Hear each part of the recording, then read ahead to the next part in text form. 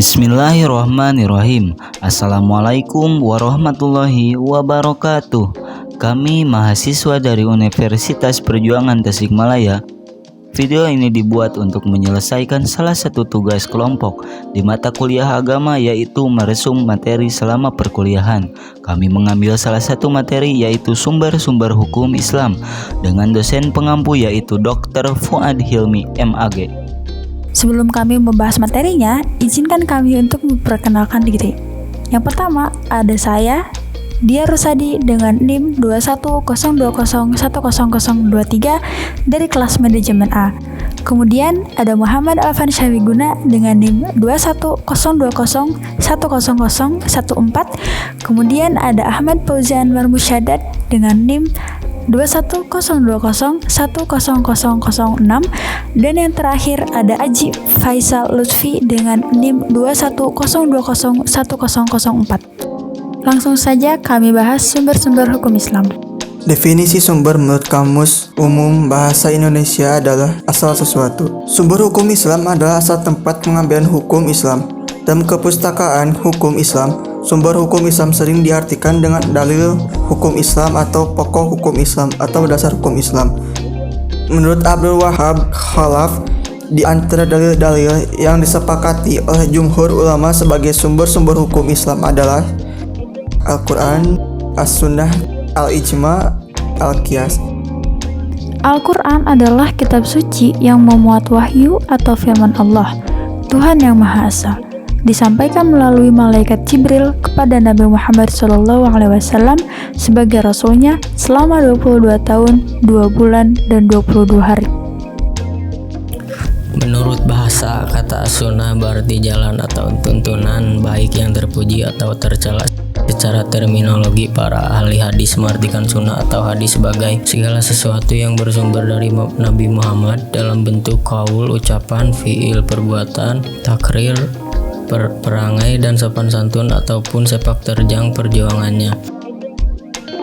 Dengan kata lain, sunnah adalah suatu perbuatan yang jika dikerjakan akan mendapat pahala dan jika ditinggalkan tidak berdosa. Sunnah sebagai dasar hukum dalil menduduki urutan kedua setelah Al-Quran. Ijtihad secara bahasa adalah berasal dari kata al-jahd dan al-juhd yang berarti kemampuan, potensi, dan kapasitas. Dalam lisan al-Arab disebutkan bahwa al-juhd berarti mengerahkan segala kemampuan dan maksimalisasi dalam menggapai sesuatu.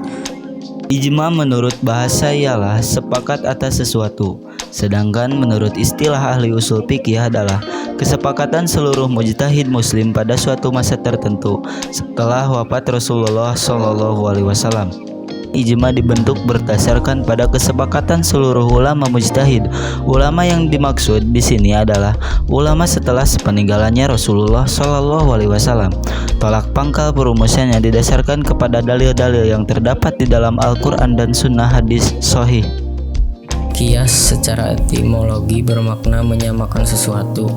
Sedangkan menurut istilah sebagaimana disampaikan oleh para ulama ahli usul fikih adalah artinya menyamakan hukum suatu peristiwa yang tidak ada nas mengenai hukumnya dengan suatu peristiwa yang telah ada nas hukumnya karena adanya persamaan ilah.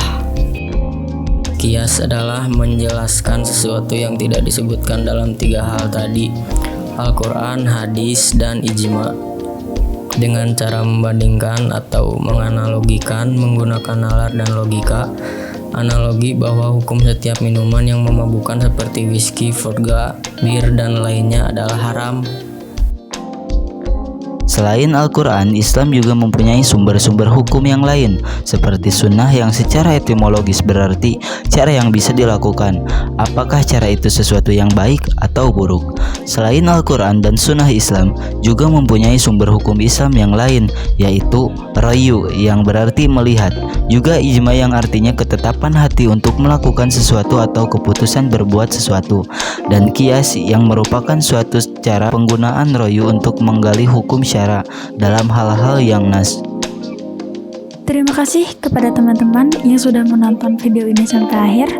Kami ucapkan wassalamualaikum warahmatullahi wabarakatuh.